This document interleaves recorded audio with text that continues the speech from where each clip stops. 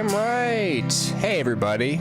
It's episode something of the HooperCast. Right, Dustin? It is. It's episode something. Something indeed. Oh, no, stop it. Stop playing you. We've had a number of episodes. Yes. And we're making more. And this is one of them. This is just one. The first of many, the last of some, if you categorize, like odd numbers or even numbers until the next odd or even number. And then True. It starts all over again. True. Like the doomsday clock. But it's the hoopsday clock. All right. Well, anyway, hey, everybody. I'm Connor. That's Dustin. This is the HooperCast. We are on YouTube under HooperCast. I believe it is just HooperCast. I should have opened it. God, I'm bad about that. Pretty sure we're just HooperCast. Yep, HooperCast. I think so. Capital H, capital C. H for heroin, C for crack. Just in case I don't do like Hulu or Bravo or Charlie or whatever C is. I don't think Hulu is one of them. Is it? Did I say Hulu? You said Hulu. H is in Hulu. N is in Netflix. A is in Amazon Prime streaming. C is in Crackle. Anyway, that's us. Voodoo. We are a YouTube show that doesn't feature video. Because why? We like to be avant-garde like that. And right. So anyway, if you caught us on the weekend quick pick, then thanks for sticking around for the full show. We typically do this on Mondays, but life is crazy. If you're just sort of new to the channel any other way, that's cool too. So thanks for that as well. If you came to this channel because you saw the video of me and my daughter, then thanks very much. And please don't pursue my home address. Yeah. I saw that video. It was very, very cute. Yeah. I actually did since watch The Boss Baby. Okay. Yeah, I sort of fell into watching that over the weekend, and she was throwing you under the bus, Hooper. It's your movie. Your movie. I know. She was like, "Oh yeah, that's your movie," and I was like, "This is a serious blow to my credibility if I don't squash this right now." I have not now, nor am I ever a fan of Alec Baldwin animated films. Not at this time have I ever been affiliated with The Boss Baby. We watched it, and I'm not really going to review it. But The Boss Baby is. So the whole time my wife's going like, they're saying all these things. It's like, oh, it's so relatable. It's, and I'm like, no, don't fall for that. Like this relatability doesn't equal quality. It just means you recognize something. That's the same thing as, seeing an Apple logo on something. It doesn't mean it's good. It just means you know what it is. Right. So Don't fall for that. But Alec Baldwin, I guess, and it's one of those movies where I'm sure you could have found some voice actor to be, the Boss Baby, but it is pretty well suited for Alec Baldwin, I have to say. Just as the persona he plays, that's perfect for that character. I just found it's one of those films where I found many things very jarring, and I'm sure you haven't seen it, Dustin, but I really don't have that much problem with the plot. It's just that it's a fine plot. The plot, okay, I guess I'm reviewing The Boss Baby now. The plot of The Boss Baby is that there is a company called Baby Co. or Baby Corp or something, and that's where babies come from, and not from coitus. It is from Baby Corp, much like the stork, but the corp, Baby Corp.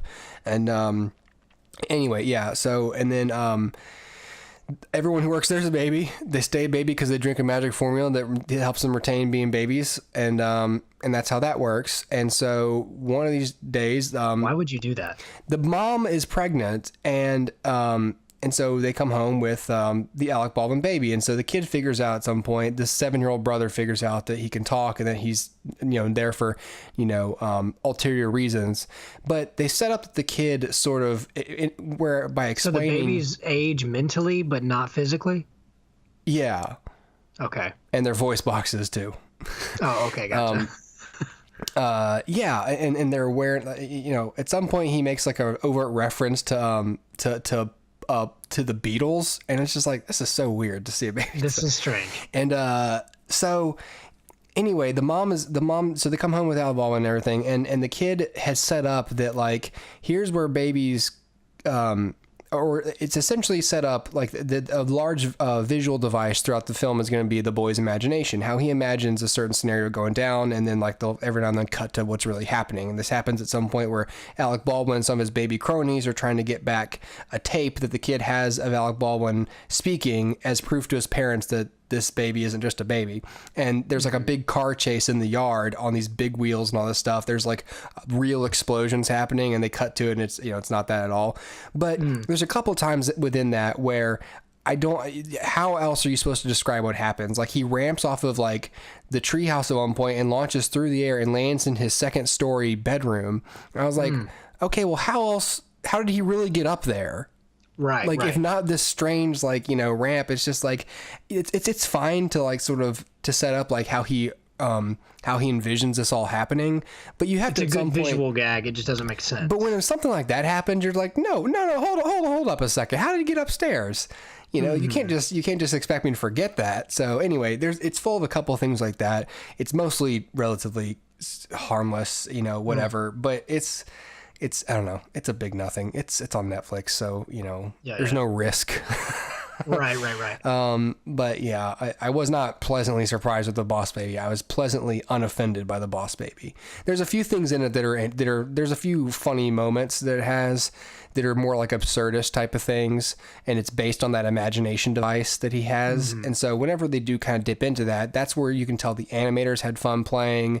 But like at one point, the kid, so when he finally decides, I'm going to show you Baby Corp, he gives them a Baby Corp pacifier, and they suck on them like in sync. And it's meant to be sort of like they're dropping acid, because like they, loop into this thing, and then they appear in Baby Corp, which is apparently like in Valhalla or something, because it's up in the clouds. They just teleport there. And I'm sort of like, okay, so Tara and I the whole time were confused. Like, is this really happening, or is the kid imagining this? Yeah, is it a joint hallucination? And just sort of like, you need to establish, is this happening? And so eventually I was just like, okay, so I'm just gonna assume that they're here, because she's like, how she got really frustrated. She goes, how are they here? And eventually I just said, I'm just gonna go with, it's magic. It's just a magic pacifier. And she's like, okay, fine, magic, just so that we could stop thinking about it. But that's the problem. There was no setup. The dad comes in at some point and he's like, hey guys, got any laundry? And they're just sitting there like with their eyes closed, like sucking on these thingies in sync. And he's like, oh, and he like leaves. So they establish that their bodies are in fact back. So I'm assuming they astral project into Baby Corp, because he mentions That's they can't, so weird. They can't see us or anything. And they're like, swatting through people and stuff. It's just, anyway, don't watch The Boss Baby unless you have children, apparently, obviously, because my daughter is like, yeah, it's funny, The Boss Baby, and the parents get mad at him. And I'm like, yeah, well, not the only parents who are mad. That's all the movie has going for it, yeah. Whatever. I don't think Alec Baldwin's out there like, doing press going, no, it's Citizen Kane, It's a solid film. Yeah. Sure. Anyway, I didn't mean to review The Boss Baby. We just wasted 7 minutes reviewing The Boss Baby, but anyway, yeah. So I watched The Boss Baby. Dustin, let's talk about some film news real quick, because we didn't talk about this item of news, and I was sad about that. And then you got some new information. Yes. So there's an article on The Hill, a site which I despise, but here we are. And it is a few weeks back there were rumors that the Walt Disney Corporation was going to purchase certain assets of I guess it's news. It's not News Corp, because they own Fox News, but 21st Century Fox, or 20th Century Fox, whatever 20th Century F they are. That's really important to get right on the purchase form, on the order. And so it was just kind of a rumor, but it was like a really substantiated rumor. Like, no, there's a lot of people saying that this deal went down, and there were discussions about what that would mean and everything. So this article on the Hill is sourcing a CNBC story that says that Disney is closing in on an agreement to purchase 21st Century Fox's television and movie production assets for approximately $60 billion. And it could be as soon as next week. Under such deal, Disney would likely acquire the National Geographic cable channel, various regional sports channels, and Fox's stakes in Sky and Hulu. Previous reports said Fox could also sell off its FX network. Fox would keep its news and business news operations, as well as broadcast network and Fox Sports, CNBC added. Comcast is also reportedly in talks to buy Fox's entertainment divisions, but Disney is much closer to an agreement. And I don't think, we discussed this before the show, I don't think that Comcast is going to outbid the mouse. No. But it's interesting that they would keep the news operations, but then again, Disney already owns ESPN. So I don't know if it'd be a conflict of interest or just not great for business if they owned Fox Sports, and they also own ABC. So they're not just going to buy Fox News. Right. But so that's happening. And then the part that's interesting, a few things to point out. So one of the reasons this is happening is because did Rupert Murdoch die, or did he just kind of turn over the company to his sons? I think he turned it over.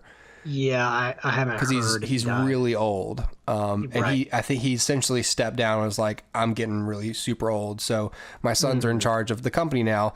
And I think his sons are going, okay, let's liquidate some assets because we have some stuff to sell anyway.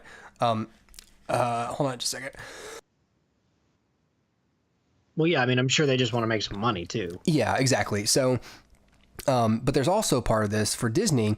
A lot of people are pointing out the Sky and Hulu stakes because Disney's about to start its own streaming service. So it's sort of getting its grips in a couple of competitors. So I don't know if they will try to get a majority share in Sky and just convert and just sort of either straight up, what do you call it? Like a virus to the host of Sky and just sort of like convert that into their streaming platform, or what? Yep. Or if they'll basically say, I don't know, just sort of hop onto Hulu's. I'm not sure what allows them to get into Hulu, honestly. Anyway, I also don't know that, anyway, it's just interesting stuff that's happening. So, you and I may have talked about this off the mics, maybe we didn't, but what would happen if Disney owned the film and television, assets? And that would, for me, obviously mean, and for us would mean, you could have certain comic book characters in certain film universes. Yes. In theory. Yeah. That's one thing that I think is super exciting, but also I think, so Fox owns, as I understand it, in perpetuity, the original Star Wars, and then they own, I think the next two as well. So Empire and Return of the Jedi. I think they own those still to this day. Distribution. The distribution rights. So essentially, this could theoretically give the mouse the ability to officially release, at least for me, this is exciting, officially release the unaltered original versions of Star Wars on Blu-ray, since Fox has proven that they don't really care to do that. Right. So I think that would be cool. Yeah. And as far as, what you were just talking about with in terms of comic books, this would theoretically give them the license to incorporate the X-Men into the Marvel Cinematic Universe. I don't see that happening with the X-Men as is, because there's so much baggage. In other words, MCU would be kind of tied to what has been for so long, that I think that would be unappealing to them as creatives, to say, okay, we don't really get to originate a take on Rogue or Iceman. We just get to sort of graft that in. Maybe. So, but I could see where creatively Kevin Feige might look at it and say, you know what, it's more pleasing for us to do sort of what we did with Spider-Man, which is, let's just start from the ground up. So the idea of incorporating the X-Men world as is, I think, at least in my mind, seems far-fetched. But you never know. I think that this deal would be the best thing that happened to the X-Men franchise, because now that, well, a couple of things. So some people are saying Fox was like one of the biggest studios that was just now starting to dip its toe into experimenting with the genre. And you had two movies that defied it, which one was Deadpool and one was Logan. And, you know, whatever you think of those films overall, they are genre-defying films, and Logan especially, or sorry, not really defying, but like they defy the superhero genre, and they step into complete other genres, and they subvert your expectations. Yes. Yeah. So some people are worried that Disney would essentially not squash that, but just go, oh, that's cute, but we have a formula that works, and we're just going to go back to that. So maybe they do that, maybe they don't. But other than, you know, that aside, in terms of the X-Men films, I think one of the best things that could happen is this, because that needs new blood anyway. They got to get rid of that new cast and all that other, you know, those films. I just don't think they're working. I think Apocalypse was a big disappointment. Yeah. And honestly, since Disney is already like 3 to 5 years away from building a new Avengers team anyways, it'd be the perfect time to have a new cast as the X-Men sort of creeping around on the fringes for a little while, and simultaneously having them, you basically assert their new universe, like the post Bryan Singer universe, especially since that guy's kind of in the outs with Fox now too, because he got fired off of that Freddie Mercury film. So for them, you know, for a bunch of reasons, it might just be a good thing, you know, for this one genre of films, you know, but I think that would be super cool to see a new take on these characters. Not that there's anything wrong necessarily with the way that the characters have been established, but just to finally have sort of like a, you know, essentially a fresh take on things, because I think we can all agree that Hugh Jackman's Wolverine was the linchpin of that whole thing, and with his story having come to an end, it does seem fitting to say, you know what, let's let Deadpool continue to be Deadpool, because he can explain that away in film and say it should. Wait, well, I don't get a reboot, you know, and let that be, and then completely, you know, pull the plug and say, okay, new thing. Here's something new. I've not watched one of those films that doesn't have Hugh Jackman. Yes. I'm not interested beyond Hugh Jackman. I'm just not. Well, it's true. And they have the TV shows now, The Gifted and the New Mutants and all of that, Legion. Which apparently is real good. Yeah, I hear good things about The Gifted too, you know, for a network television show. But yeah, I mean, I think, I do think it's time, you know, those can still exist. Those can still live, because they're not really influencing the films anyway. They can still live as is, and then just say, okay, in the films alone are now new. They're now something different. And let that be it. You know, give us the colorful costumes that are goofy and weird to set it apart visually, and then boom, new X-Men. Yeah, and the only thing too with FX is I think that network is knocking it out of the park creatively. I think FX has a really solid slate of shows. Sure, I think the quality is there, especially for, again, something that appears on network. And it was one of the first to do that. I mean, like that. I mean, way back with The Shield and everything too, and Always Sunny in Philadelphia. That was way before channels like USA, you know, were getting edgy with their shows, and even AMC to a degree. So, you know, FX really pioneered. FX was the only network doing it. It was FX and HBO, The Sopranos and The Shield, and not that Disney owning it would, you know, nullify that, but anytime there's a big change in management like that, you'd have to wonder if someone goes, you know, we could be doing better, and we could be doing better by doing it this way. Like, I don't know. Right. So, well, I mean, you're right. Like, FX is sort of a treasure trove of quality content, and you know, you talked about The Shield, but back then they also had Damages and Rescue Me, and then now if you look at it, and Justified, was that FX? No, that was well, damn, I don't remember. Yeah, I don't remember. I think it was FX. Yeah, Justified. Okay. God, great show. Right, and then they have American Horror Story right now, Yeah. The Americans, Atlanta. Fargo, Atlanta. Yeah. Yeah, Archer is a big deal. Was Sons of Anarchy on FX? Yep, that was FX. So yeah, I mean they really have knocked it out of the park. We don't speak of it anymore, but Louis was on FX. Yeah. Yeah. Yeah. Well, anyway, it'll be interesting to see how this deal unfolds. I'm really interested to see how it plays out because there are pros and cons to it. I mean, and so either way, it seems like we'll be getting something we think probably ought to either remain or be changed. So lots to be had for that. Real quick, I just want to mention something. More and more people are getting taken down by these by a wide variety of sexual abuse or harassment or assault allegations in Hollywood. Obviously, Harvey Weinstein, Kevin Spacey, and even before this whole thing, there's Bill Cosby and all that stuff. So, there's a whole lot of us seeing either, not in Harvey Weinstein's case, but maybe heroes kind of falling prey to, misconduct. So I know that this one hits home for me and Dustin particularly because if you're a fan of that 70s show, the guy who played Hyde, his name is Danny Masterson, and he has been fired from Netflix. He had a show on there called The Ranch, and there was a few weeks ago there was like one or two allegations that he raped a couple of women, which is pretty serious. But they didn't do anything. But there's multiple women now.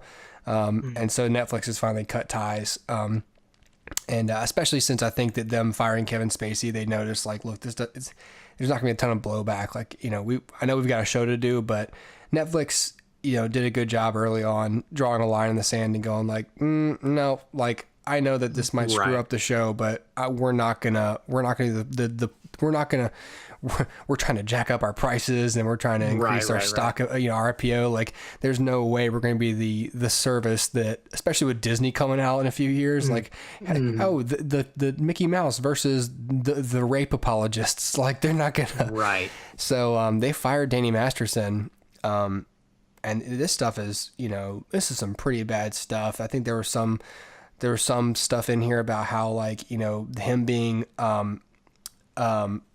the fact that him being a Scientologist allowed, I think it's in here about the church, that they had pressured victims, which the church denies. But as we've seen, if you've watched Going Clear, if you've read anything about Scientology, you know that there's a lot of talk about them, dealing with people who they consider suppressive or a danger to their high profile members. And those tend to be actors like Tom Cruise and Danny Masterson. So I personally 100% believe these charges. And, it's sad because he seemed like a cool dude, but obviously not a very cool dude. Yeah, no, I mean, and if you read his statement, he talks a little bit about, I thought in this country you were innocent until proven guilty. And I got it right here. Law enforcement investigated these claims more than 15 years ago and determined them to be without merit. I have never been charged with a crime, let alone convicted of one. In this country, you are presumed innocent until proven guilty. However, in the current climate, it seems as if you are presumed guilty the moment you are accused. And he has a point, except he has a point. Yeah, go ahead, Dustin. I'm sorry. Well, no, I was just going to say he has a point when we're talking about the court of law. Yes. He does not have a point when we're talking about a company that chooses to distance itself from a potential PR nightmare. Detractor. Yeah. Yeah. So, and that makes sense. If I were a small business owner or even a large corporate, huge Netflix business owner, and one of my employees that I pay is now being faced with this, it would be okay, sorry, I'm cutting ties, you're done. And in the back of my mind, maybe if it proves that nothing happened, maybe I'll reconsider and bring you back. That's in the back of my mind, but I'm not going to voice it, and I'm certainly not going to make any promises. But at the end of the day, it makes complete and total sense for a company to say it no longer is a good business decision for me to be in business with you. And that has nothing to do with being innocent or being proven innocent. a lot of people are trying to equate this to politics with the president, Roy Moore, and everything, and we're not going to talk about that. But whether you like it or not, politics is much less about optics than entertainment is. Politics is, you vote for these people on a cycle, and if the cycle's not coming up, it's not really that important to them or to voters at large. They're just not thinking about it, and so you can sort of outlast charges like these because people always make these, people always sort of make the justification that, maybe what you're doing in your job is more important than some allegation. Now, in entertainment, it's not like, I don't want to say that art isn't important or anything, but the other side of this is that people have to wake up every day and watch Matt Lauer on television while they're having coffee.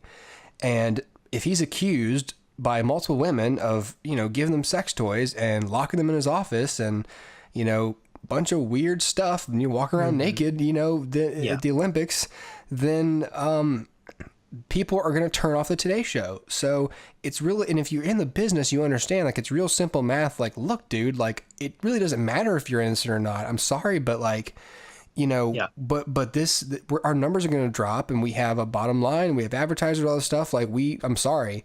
And it's exactly that. I think even, not to dip back into politics at all, but the only person I've heard reference this, and I didn't hear this directly, I don't watch Fox News, but someone referenced it. It was Tucker Carlson who said, like, there is a huge difference between, I can't remember what he was, but he basically said, like, this, the same thing you were saying, which is like, this is not a court of law.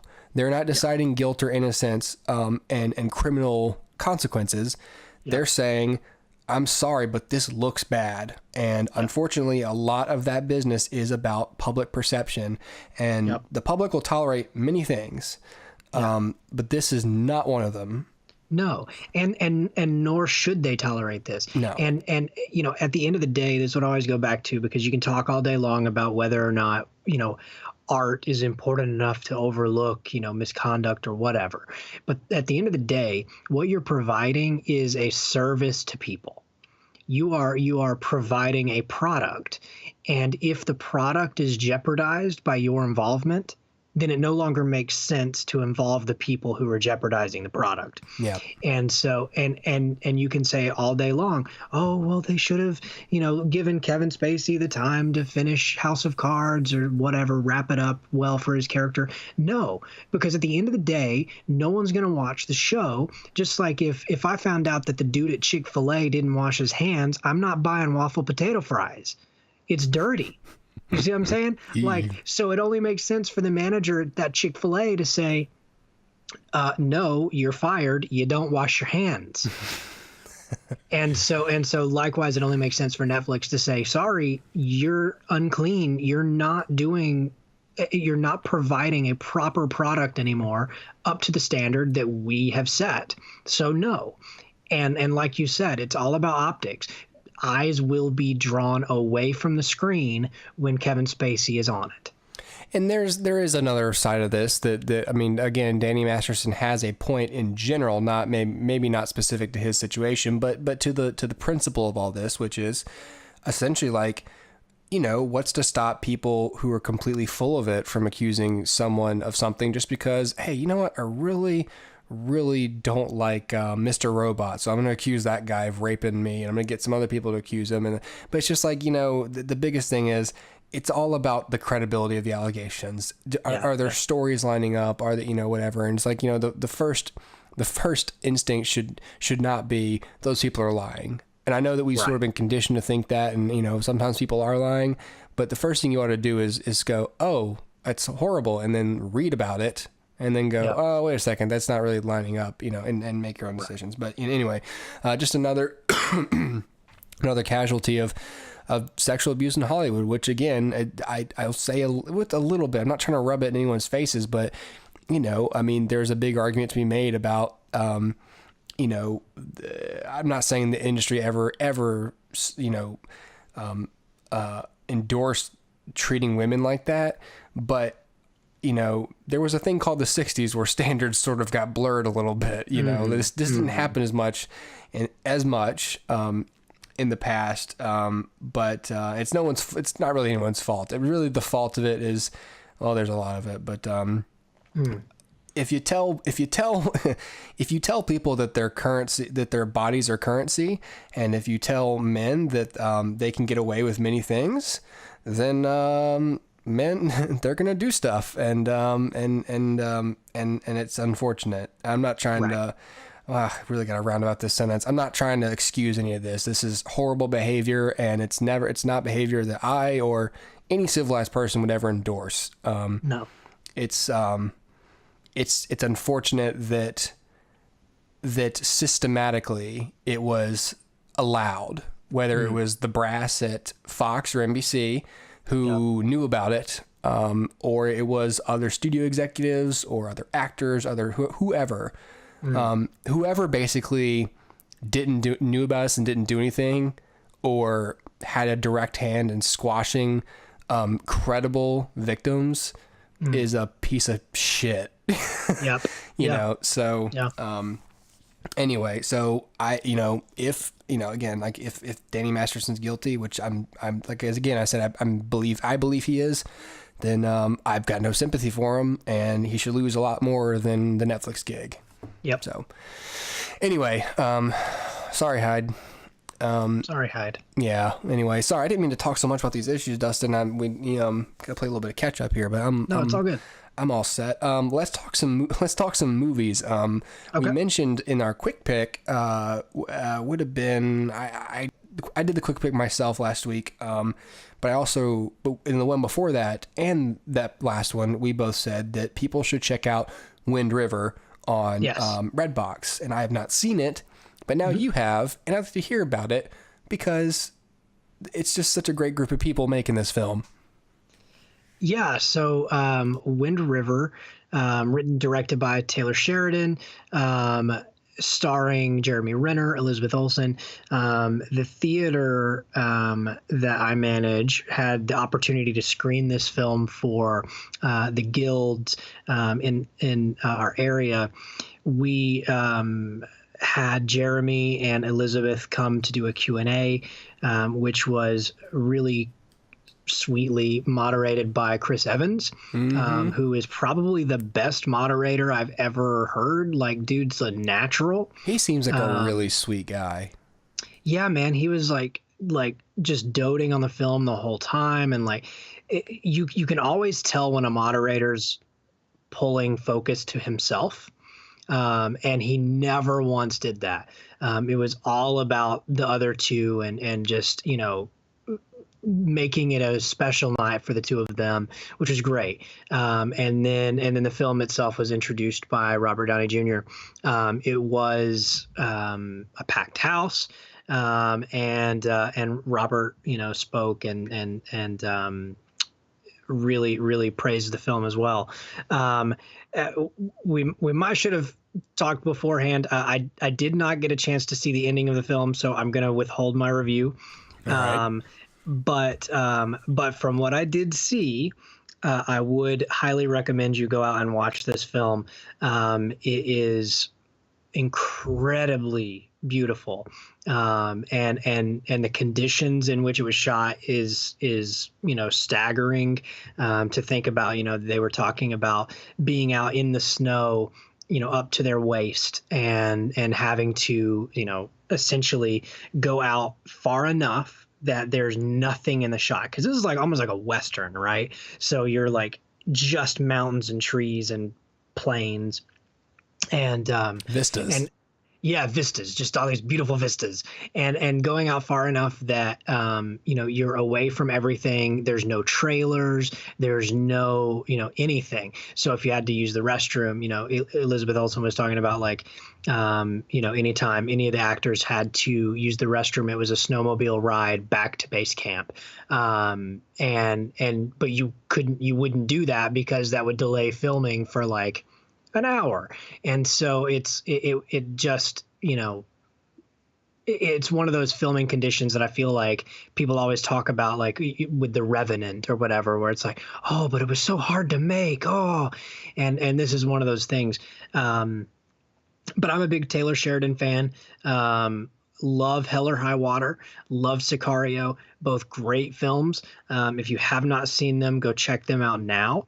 And like literally stop what you're doing and just go watch one because it's so good. And so while I'm going to withhold my review for now, I will say as much as I saw, this is completely and totally worth your time. This is not going to be one of those where you're like, oh my gosh. So yeah, if you have an extra evening and $1.50, Redbox has it. Go check it out.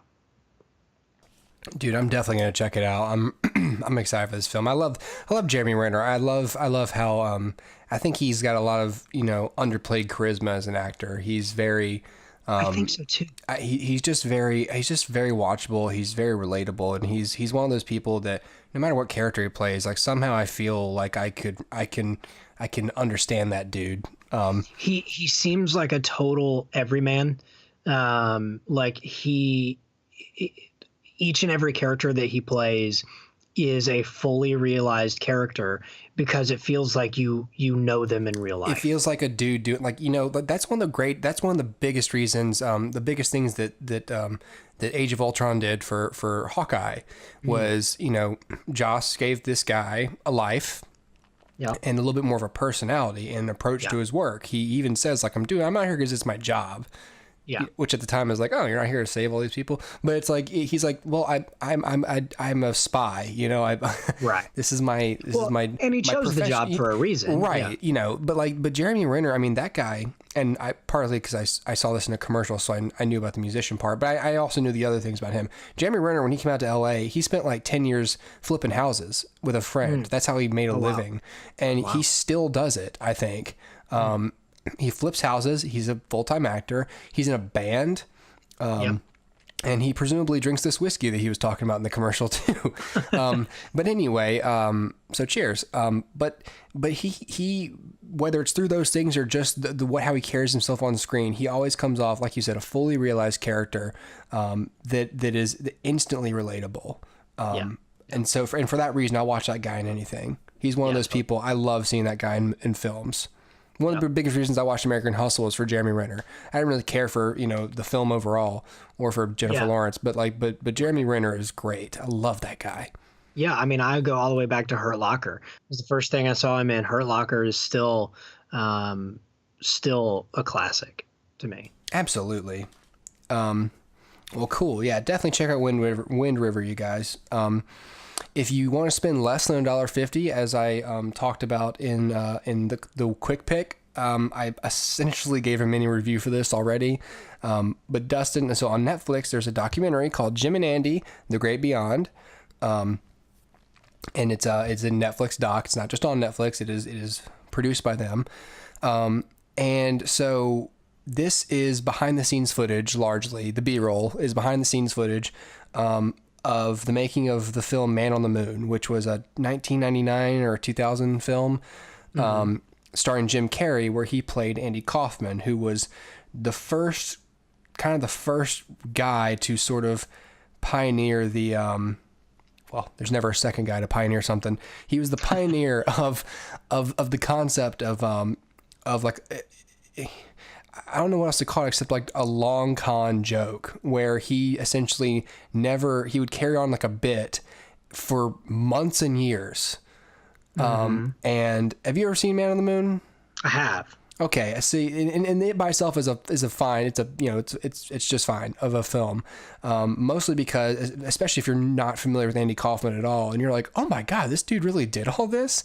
And it's essentially just, kind of a consummate performer. It was like the first, essentially like method comedic acting was Andy Kaufman had essentially like his entire public persona. And I don't know if anyone really knew him privately outside of his friends or family, because that dude was essentially always performing. Whether it was like this fake rivalry with the wrestler Jerry Lawler, or the whole, or him being like an anti-feminist, or any of these things. Like it's insane. So anyway, Jim Carrey plays him in Man on the Moon, and this whole time they're filming behind the scenes, and Universal, I think it was the studio, did not want this footage to get out because we don't want people to think that Jim is an asshole, because he chose to approach the role as a deep dive into Andy Kaufman, and he went method as Andy Kaufman, but since Andy Kaufman is also deep method and sometimes deep method as Tony Clifton, you have like 3 layers of this character on set all the time. And some people you could tell they get it, some people don't. And it's and then the rest of it's like interviews with Jim Carrey like today. And I always love getting a peek behind the curtain at something, especially when I had no idea this was going on at the time.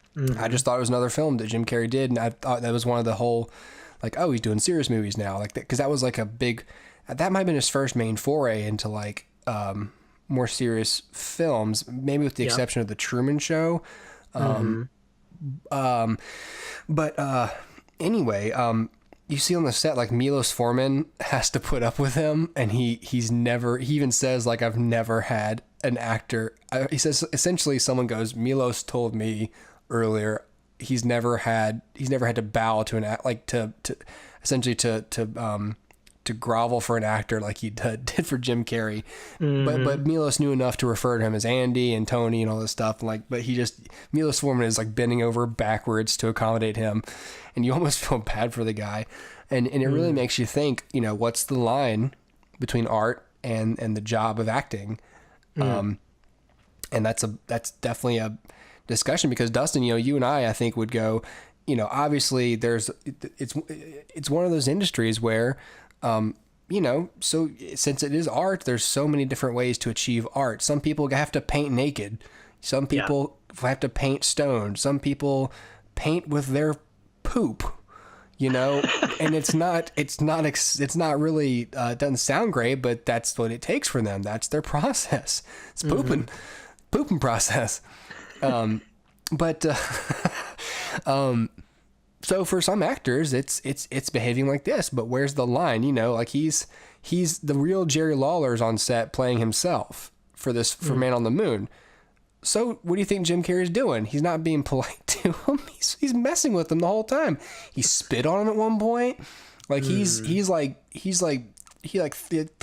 food at him, just talking smack in front of him. At one point, during this thing, like it was actually on the local news, like, Jerry loses it and he punches Jim Carrey out cold. Jim Carrey went to the hospital, during the course of all this. So it's an interesting discussion, but I really love this documentary. And I think if you love Jim Carrey, you'll definitely love he talks about his father in here. He talks about, essentially how all this impacted his career. Not the film's release or anything, but the process of playing Andy, how it changed his mindset towards this whole thing, like life. He's more than a rubber face. He's a deeply, and this, but anyone who's, especially that 6-minute documentary on Vimeo that I saw with him painting. He is a deeply introspective and very curious artist. And I personally, after watching this, I'm convinced, like, that guy, he is a genius. Yeah. I think he's a genius artist. Yeah, no, I agree. I really want to see this doc, but yeah, I agree. I think Jim Carrey is a genius. Yeah, I want to see him do more. Like, I hope he's not done. Like, I feel like, I don't know how he sounds in the doc, but from what I've seen, it seems like he's kind of like, I'm kind of done with the whole. He sounds better. Movie business. Okay. He sounds better than he did. But it's hard to tell with that guy. I just don't know. I mean, he seems like he's ready for something deeper, and I think maybe he might feel that not a lot of things lately are gonna offer him that opportunity to explore deeper. Sure. But that's one of those things. It's like, to actually see someone like Jim Carrey, who sort of is like the face of like film commerce in a way, to basically come out the other side and go, there's more to life than this specific way of exploring thoughts. But in a way, this can be the best way to explore thoughts. But he also sheds a light on the idea of how exploitative the industry can be. He says that when he met, and here he says, when I met with Michel Gondry to do Eternal Sunshine of a Spotless Mind. I said I had lunch with him, and it was going to be another year before we started filming. And he looked at me and he said, like, "It's beautiful. Like, you're so broken. Like, please don't get better, because you're so broken right now, and it's perfect for this film." And he says that just shows you kind of how screwed up this whole industry is. Like, you sort of capitalize on people's insecurities, you know, because that's the best way to get relatable human emotion out of them for a character, like on command. Right. But we know, I mean, the industry is full of people who are a mess. Oh yeah, totally. You know, so anyway, people check out Jim and Andy of the Great Beyond. It's a great documentary, and it's on Netflix. It's practically for free. I want to talk about one more thing, Dustin. Okay. If you're not in a particularly Jim Carrey talking about life and death kind of a mood, if you want to watch some just good old fashioned Hallmark fare, which I know you and your fiance are, because I subscribed to her channel and I saw y'all talking about Christmas stuff, Christmas movies, and I was like, oh, I have a recommendation for you. Okay, hit me. And it's on Netflix as well. This is it is a Hallmark Channel film from 2011. It's called A Holiday Engagement. Okay. And look, right out of the gate, this is no more than, you know, it's just a nice little simple, low budget, feel good Christmas, holiday movie. It was, I think the original title is like a Thanksgiving engagement, because it takes place over Thanksgiving, but then they're like, that sounds stupid. It's gonna be holiday. Yes. The plot of this film is a woman hires a fake fiance for her family Thanksgiving to avoid confronting her overbearing mother about why she hasn't tied the knot yet, which seems like a really insipid and whatever, overly generic plot. But the execution, I think, is what, I don't know. Again, like, I knew what I was getting into with this film. We just wanted to watch like a nice feel good Hallmark movie.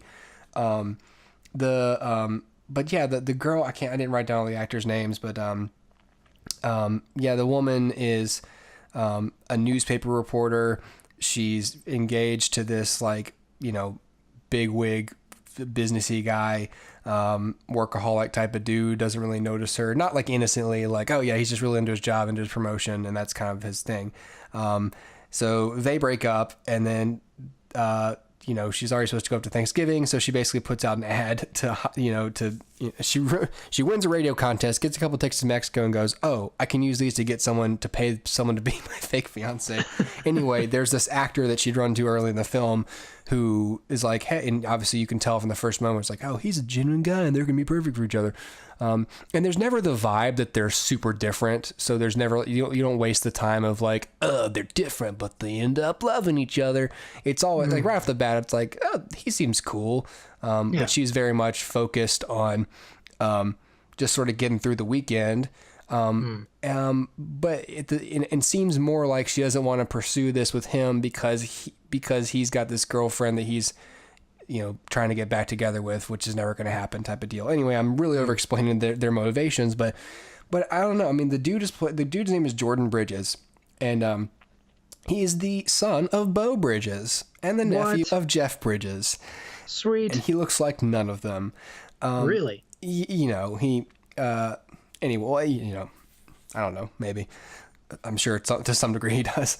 But what I actually was surprised about with this story, maybe because it's for TV, so they're really mechanical about this already, the story was pretty tight. I mean, it was a simple plot. It's a little love story type deal, and I don't know. there wasn't much wasted stuff in the story. That can happen sometimes. The only thing, the only thing that was superfluous in here is the dad, when they get up there, her dad, since the dude's supposed to be a lawyer, he keeps alluding that he's in serious trouble. Like, not as a joke, like he keeps pulling aside and going like, say if I needed legal advice, like what if I took people's money in exchange for, I don't know, votes, and and he was like, that'd be bad. He's like, okay, we'll talk later. And so I keep thinking like, oh, this is going to pay off. Like the dad's going to get like indicted right as they break up or whatever. Never mentioned. No one ever comes for him. He get whatever he did, he got away with it. It's never mentioned. So, I think maybe I saw that leads me to conclude it must have been supposed to be for laughs, like, oh, he's in big trouble, but that's too serious of a charge to be like, wait a second, what did you do, man? Right. Because now I don't know if I like you. Are you a criminal? Are you a serious criminal?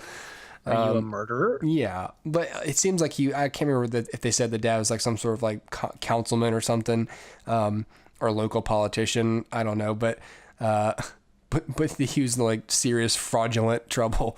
Anyway, but there's no super huge, like I said, with their motivations on it. There's no super false like hijinks or dumb set pieces. It honestly was just realistic drama. I felt, you know, you're not going to get any people like snot crying in this like you would some Oscar drama, but like I don't know. No one did anything in this film. And that's my biggest like lightning rod is no one did anything in this movie that I thought was completely unrealistic or out of character. Yeah. Honestly. And that's better than I expect for a Hallmark Channel film. Sorry, Hallmark Channel. But for something I didn't pay for and I just wanted something simple out of, that's what it gave me, and it didn't piss me off along the way. Yeah. Which I think we'll add that to our rating, Dustin. I think we're slowly developing a rating system. What was last week? It was it's fine. It's fine. That was the middle, and then it didn't piss me off that's gonna have to be like number 2 or something, right? Like it didn't piss me off. Much. It didn't piss me off, but it wasn't fine. It's like it had problems, but I was okay with it. Right. It's fine is there's not that many problems. There's some, and what's there. Yeah, we're developing a rating system, you guys. Fine is just like it's forgettable. Like it is a movie and it's there. We're slowly working our way to this. We are. Yeah. It's what has it been 6 years? Yeah. Right. It's about time. Well. Anyway, yeah, Holiday Engagement didn't piss me off. Sweet. It was fine. It was fine. We got to figure out how it can be both. There's going to have to be some sort of 2.5 it's like rating. in between. Yeah, it's like 2.5. Like, it's fine, comma, it didn't piss me off. You just average the two scores together, and there you go. Right.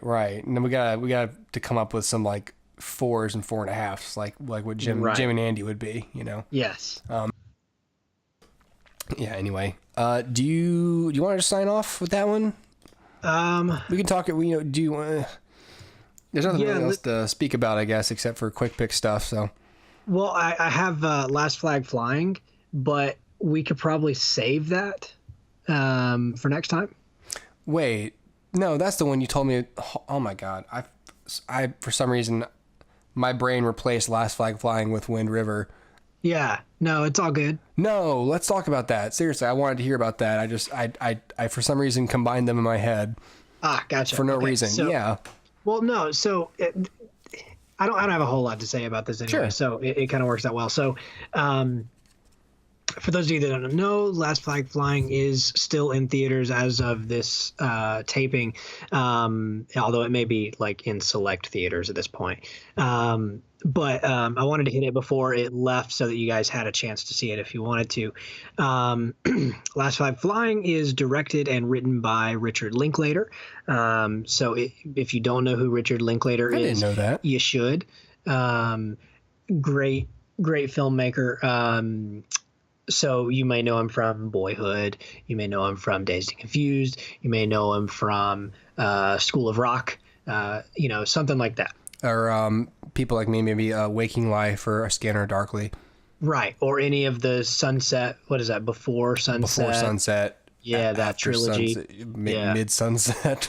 Yeah, something like that. So you probably know the dude. And so anyway, he's a great filmmaker, and so he brings us Last Flag Flying, which is a film which stars, get ready for this, Lawrence Fishburne, Steve Carell, and Bryan Cranston. Mm-hmm. So right off the bat, I'm interested.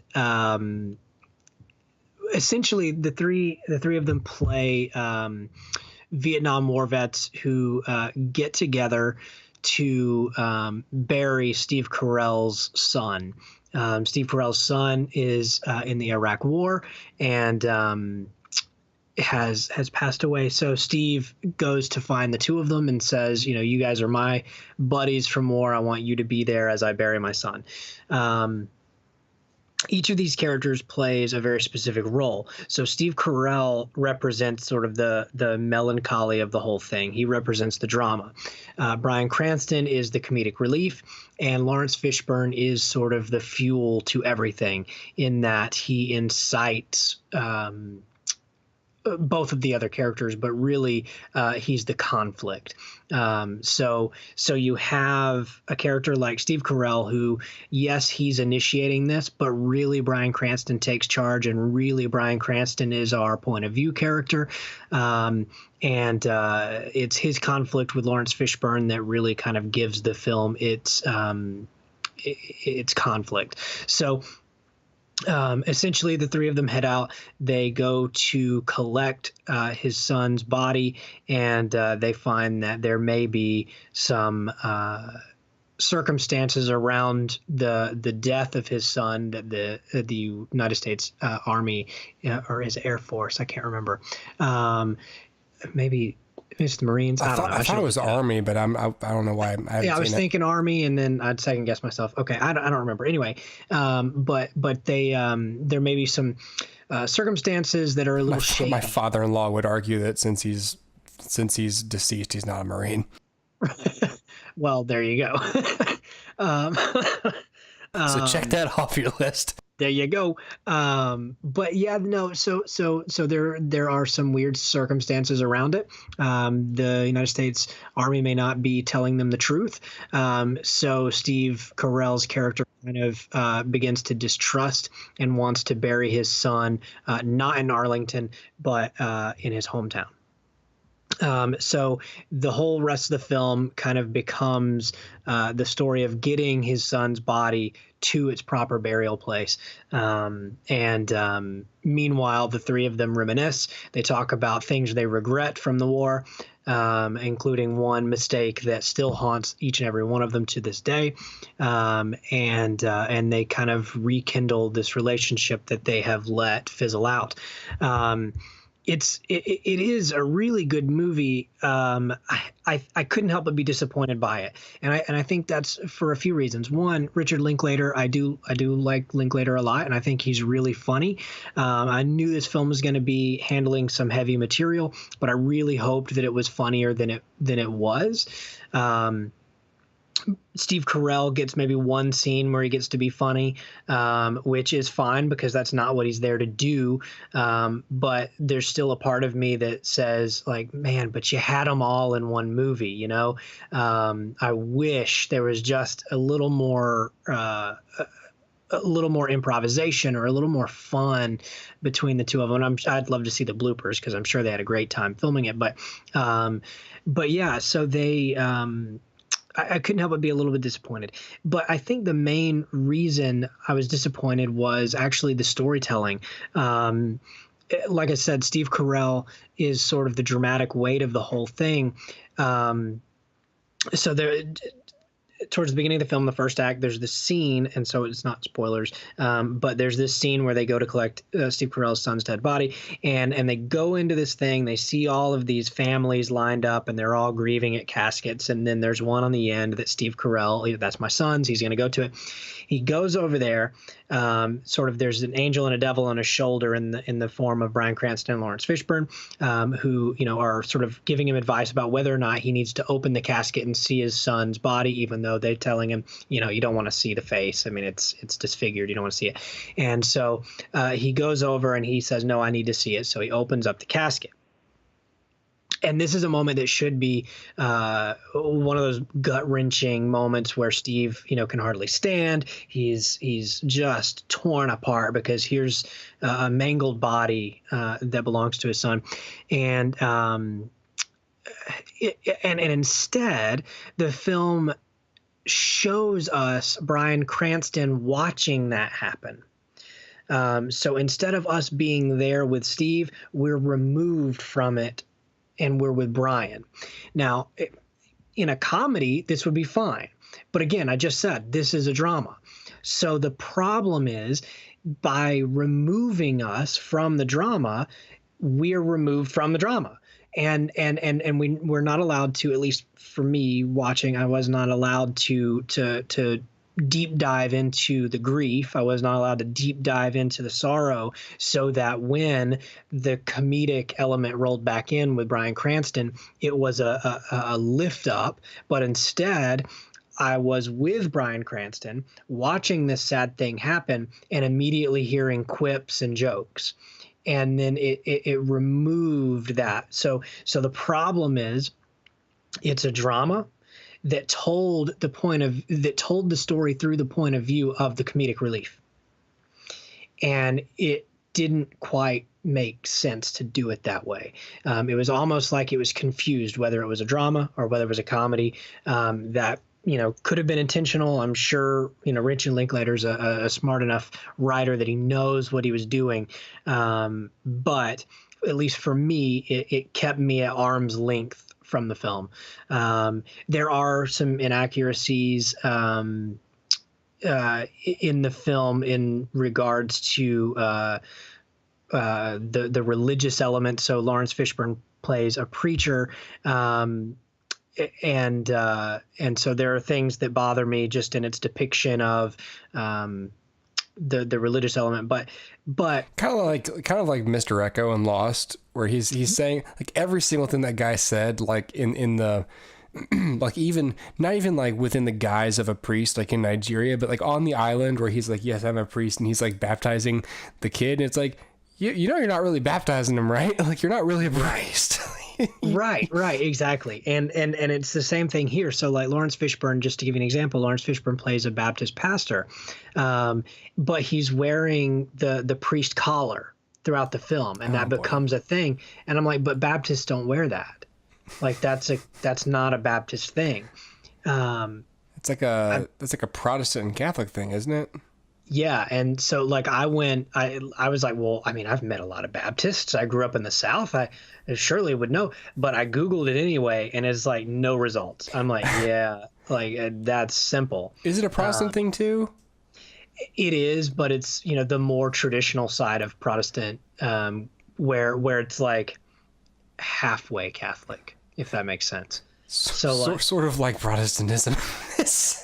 yeah, pretty much. Well, I asked because Reverend Lovejoy has one on The Simpsons, and if they don't actually have those, that's a gigantic inaccuracy. Right. No, so they do, but nothing against you Protestants. I was just joking. No. Well, no. So, but that's just an example of something.